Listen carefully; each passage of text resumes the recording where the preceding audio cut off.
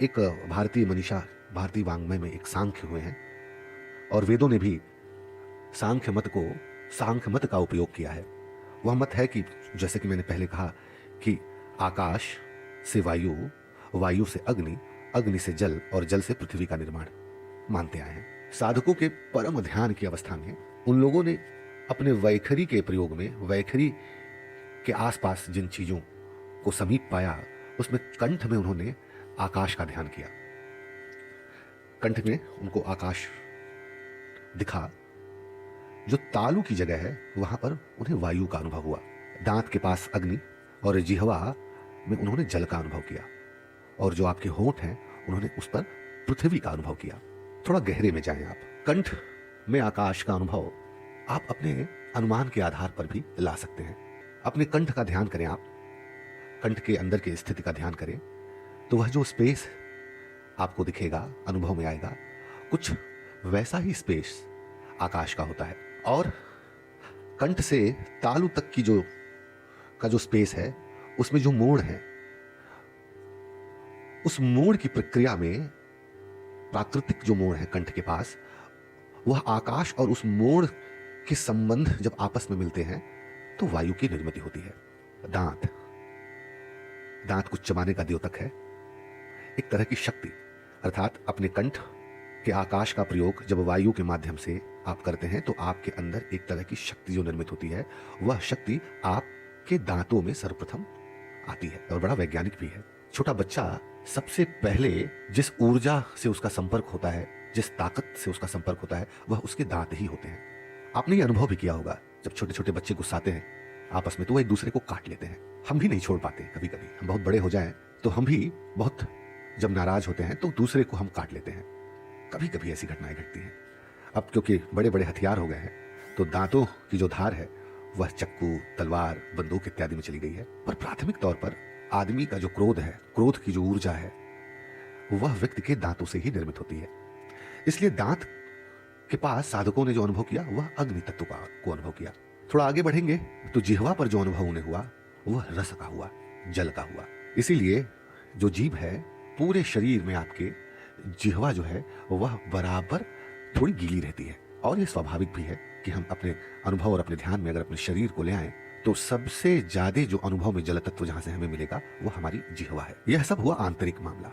आपकी जो होंठ है वह पृथ्वी, आपकी जो होंठ है वह पृथ्वी तत्व का द्योतक है। वहां पृथ्वी अनुभव किया साधकों ने। पृथ्वी वह जहां से कुछ निर्मित हो सके। शब्द के फूल, शब्द के पेड़, शब्द के पुष्प, कांटे, सब कुछ जहां से निर्मित होता है, जिस तल से निर्मित होता है, वह आपका होंठ है। होंठ रूपी पृथ्वी है। इस प्राथमिक पांचों बिंदु को अगर ध्यान में लेकर के हम थोड़ा वैखरी को समझें तो नाद तंत्र के कुछ प्रायोगिक रूप हमारे सामने आएंगे। उच्चार और आचार यह तो पकड़ में आ जाने वाली चीज है, पर उससे भी गहरी जो चीज है वह है विचारों की। इसको थोड़ा समझ लेना आवश्यक होगा। विचार के लिए हमारे साधकों ने जो हमें बताया उसका जो क्षेत्र है वह अति मानस से मानस स्तर की हमारी चित्त का संचरण कहलाता है। और इसके अगर ऊपर थोड़ा हम बढ़ें तो विचार के बाद जो आता है वह उच्चार आता है। अतिमानस से मानस की तरफ जो हमारी चित्त का संचरण है वह विचार है। और ठीक इसके बाद जब हम कोई चीज उच्चार करते हैं, जब हम उसको बोल रहे होते हैं तो वह क्या है, वह मानस से लेकर अंतिम वैखरी तक, मतलब जो आपने विचार किया मानस में, उसका वैखरी में जो अंतिम अवयव है उसकी यात्रा जो हुई वह उच्चार कहलाई। उच्चारण, उच्चार से उच्चारण बना।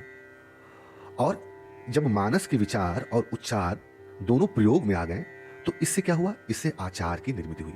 यहां ध्यान देने की आवश्यकता है कि उच्चार और आचार यह दोनों ही बाह्य क्रिया के अंतर्गत आते हैं, नियोजित होते हैं। साधकों और भाषाविदों ने इन त्रिविध आयामों के मूल में परावाक को देखा है। परा, पश्यंती, मध्यमा, वैखरी। इसके पहले मैंने आपको इसके विषय में थोड़ा कहा था। अब यह जो परावाक है, जो अंतिम आपके आचार, उच्चार, विचार से भी सूक्ष्मतम जो अवस्था है, जो परावाक के द्वारा निर्मित है, वह परावाक को साधकों ने निस्तरंग कहा है। एक बात महत्वपूर्ण है निस्तरंग को समझने के लिए। हमारे द्वारा निर्मित हमारा घर, या हमारे द्वारा निर्मित कोई पेड़, या हमारे द्वारा निर्मित या हमसे निर्मित हो गया कुछ जो तथ्य आपके सामने आते हैं, आपने ध्यान दिया होगा कि वह हमारे, जिसके द्वारा वह निर्मित हुआ, वह उससे स्वतंत्र हो जाते हैं। कई लोग कहते हैं मुझसे आकर के कि मेरा पुत्र मेरे हाथ से निकल गया है।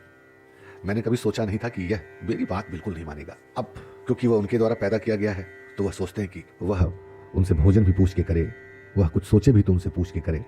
यह संभव नहीं है, क्योंकि स्वतंत्रता मनुष्य का नैसर्गिक गुण है। मूलतः जो परावाक की निस्तरंग स्थिति है वह स्वतंत्रता की स्थिति है, और इस स्वतंत्रता से जो निर्मित होगा उसके मूल में स्वतंत्रता होगी ही। आप उसे किसी भी तरह बाध्य नहीं कर सकते। दुनिया की तमाम ताकतों को अगर आप देखें, जो इस निस्तरंग चित्त का, परावाक का के जो प्रमाण हैं, जिनसे जो कुछ चीजें निर्मित हुई हैं, उसमें विज्ञान, आत्मज्ञान और वाणी, यह तीन ऐसी प्रमुख चीजें हैं जो दुनिया को बनाने, दुनिया को बिगाड़ने, दुनिया को सुंदर करने, दुनिया को बदसूरत करने के लिए सबसे ताकतवर बिंदु हैं। आपने ज्ञानदेव के विषय में सुना होगा, ज्ञानेश्वरी गीता जिन्होंने लिखी, वह इस तीनों ताकतों के लिए एक शब्द प्रयोग करते थे, शब्द तत्व सारज्ञ। ये बड़ा ही सुंदर अर्थ लिए हुए है उनके वांग्मय में। अगर आप जाएंगे ज्ञानदेव के, तो यह जो शब्द तत्व सारज्ञ है, ये बड़ा ही गहरे अर्थों को लिए हुए है। आपको शायद यह पता होगा कि अभी जो महाराष्ट्र में अभंग गाए जाते हैं, यह ज्ञानेश्वर द्वारा निर्मित मराठी साहित्य में सर्वाधिक प्रयोग में किए जाने वाले भजन हैं।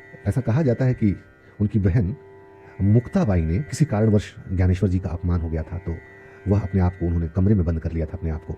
तो मुक्ताबाई ने जो ज्ञानेश्वर को बाहर बुलाने के लिए जो वाक्य कहें, जो पद कहें, वह अभंग कहलाया। और मुक्ताबाई के ही अभंग और प्रार्थना को ज्ञानेश्वर ने अपने साहित्य में, अपनी अर्चना में, अपनी पूजा में प्रयोग किया।